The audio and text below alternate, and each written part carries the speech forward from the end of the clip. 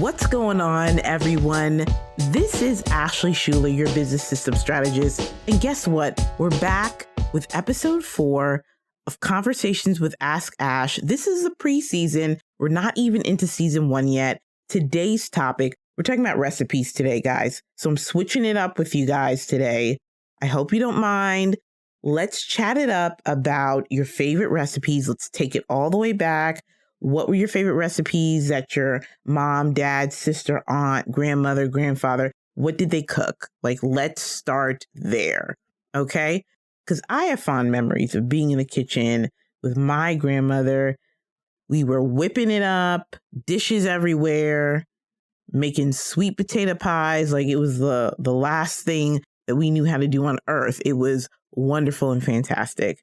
And one of the things I always observed with my grandmother is that she wasn't, going by actual written recipes. Sure, she had like a guidebook, so to speak, like old school, tattered, like cookbooks. You know what I'm saying? Like the old school ones where it was like really small lettering and whatnot.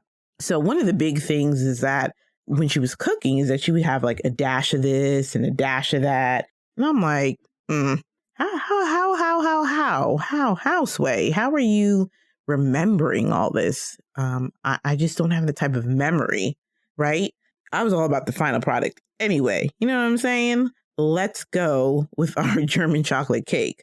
Let's do it, right? So while I would love to talk to you guys about food and recipes, okay, it would be great to do that all day. I want to chat with you guys today about business recipes.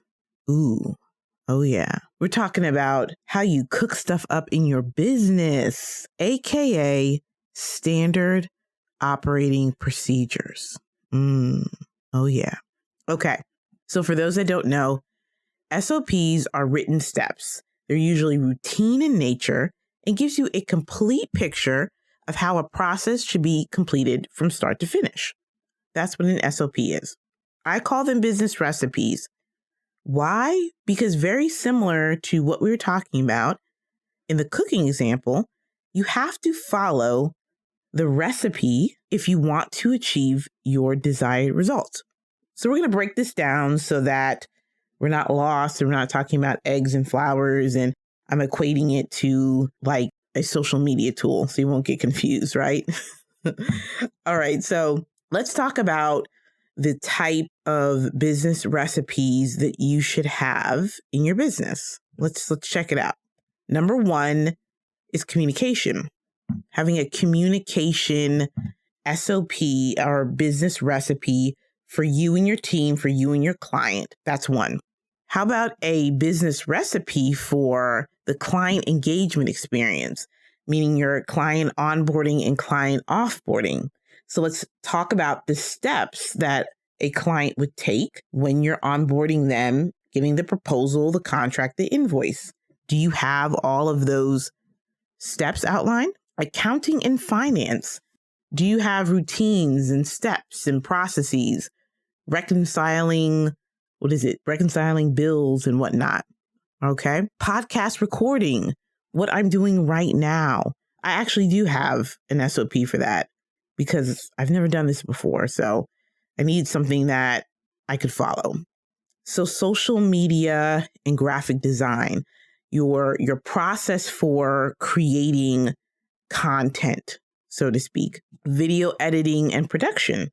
I am sure some of my very talented videographers and video production gurus probably have some processes out there, right? If you have a Shopify store, if you're selling something, there are most definitely routine processes to update the store with new products and new gadgets and t-shirts and whatnot. So all of these things should have some form of an SOP. And speaking of form, I'm so glad you brought that up. I'm so glad you were thinking of form because you probably were like, okay, Ashley, how do I even, create this? There's a couple of ways you can do it. Pull out the good old Google Doc. Say it with me. Google Doc is my best friend. Google Doc is my best friend. Okay. So that's one. That's Google Doc. Number two, you can do a flow chart. Lucid Chart is a great tool to aid in your written text. And then also, last but not least, using a visual component like video, using loom.com, LOOM.com. I'll put all of these resources in the show notes. So these will make your life easier, right? I actually use something called Process Street. So I go in between the Google Doc and the Process Street, depending on the clients, depending on the situation, you have to gauge it. So Process Street actually gives you tons of templates, tons of SOP resources, lots of plug and play. Love me some Process Street. Love me some Process Street. So let's talk a little bit about why it's important for you as a solopreneur.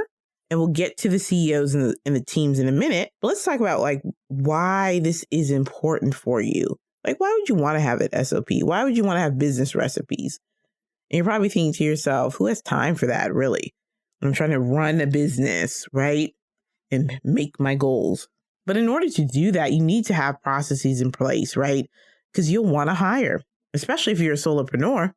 If you're looking to expand and grow, you're hitting revenue goals. And yeah, there's many people out there who say, you know, they may not need a team, right?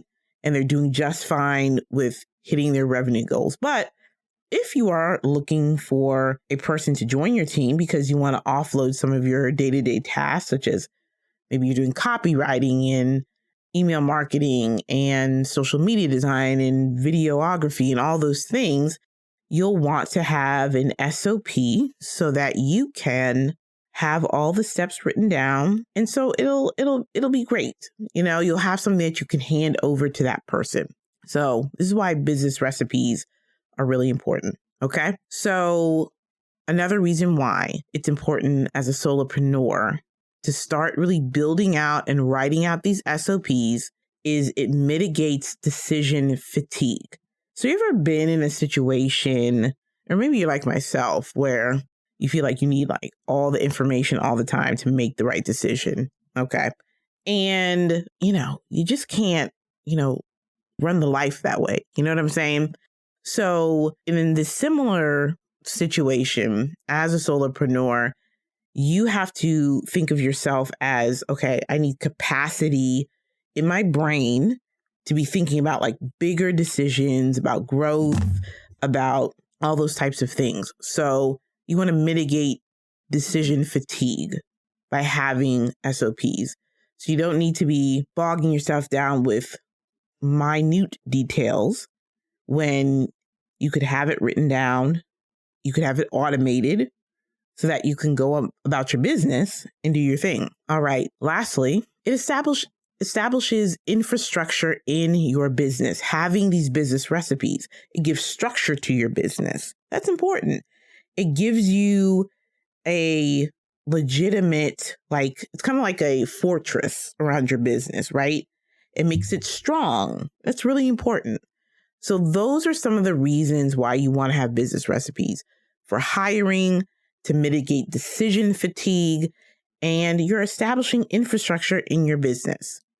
So my next points are for my CEOs who currently have a team. Shout outs to the CEOs, to the people who have squads and all that good stuff. So it's important. If you do not have SOPs, or if you're working on them, that's super.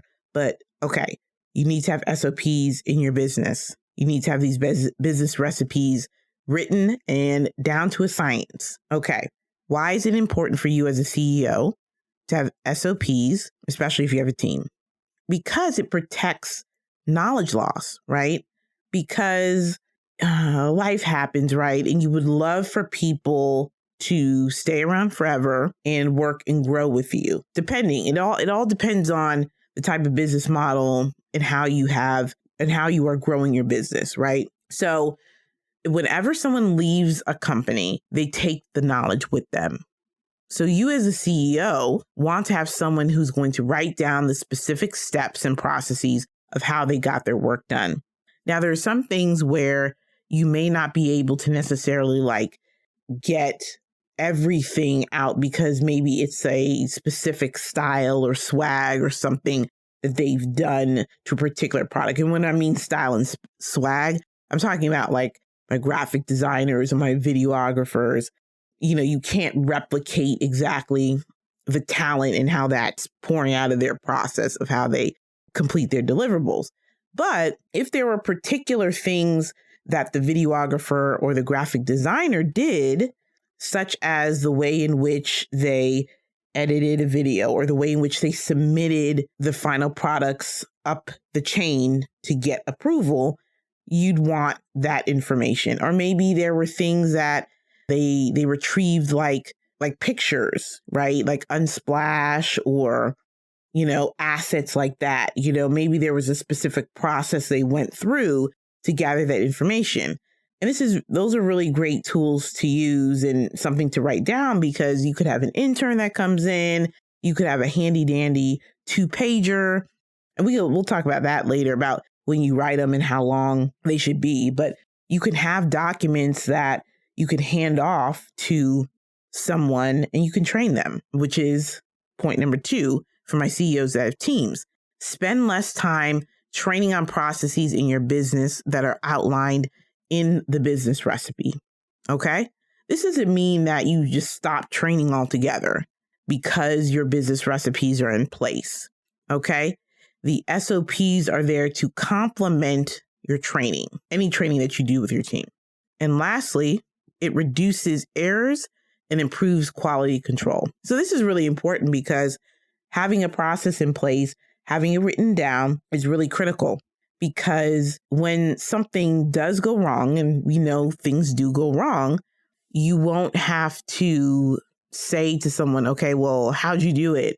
And yeah, they'll tell you how it's done if they can remember. So that's why you have to measure what you already put in place versus what exactly happened if there is an error that took place.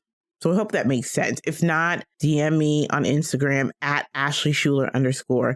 We can chat more about that. All right. So how to write SOPs. It's really important. Okay. So what you'll want to do is take out a Google Sheet. First and foremost, Google Sheet.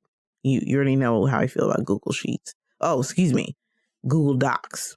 Google Docs, I mean. The whole Google family's fire, but specifically Google Docs. How to write the SOPs. So this is what you want to do.